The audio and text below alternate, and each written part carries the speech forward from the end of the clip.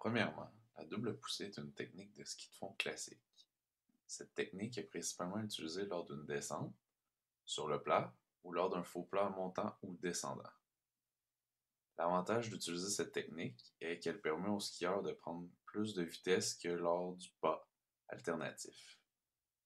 Donc, lors de la position de départ, le skieur a le corps bien droit, les skis sont parallèles l'un avec l'autre et les bâtons sont piqués vis-à-vis le pied.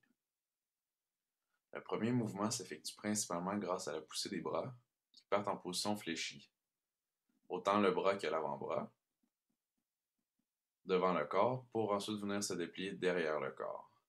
Le coude a fait une extension complète. Il est très important de faire l'extension complète du corps et même d'aller sur la pointe des orteils.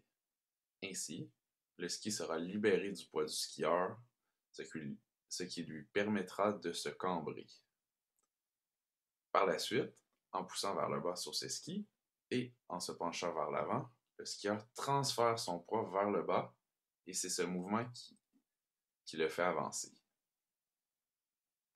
Les bâtons doivent être piqués vis-à-vis le pied en s'assurant de garder le bâton incliné vers l'arrière pour pouvoir se propulser vers l'avant.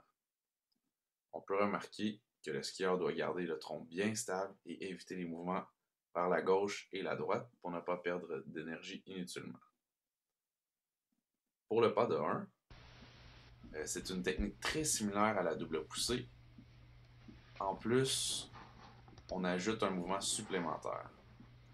Cette technique permet au skieur d'utiliser le double mouvement des bâtons lorsque la glisse est plus difficile pour uniquement la double poussée, mais que le skieur veut continuer à aller plus vite qu'en pas alternatif.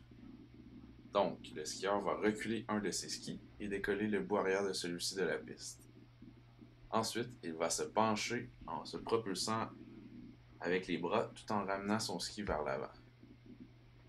Cette technique a comme objectif de créer un momentum vers l'avant à l'aide du, entre guillemets, kick.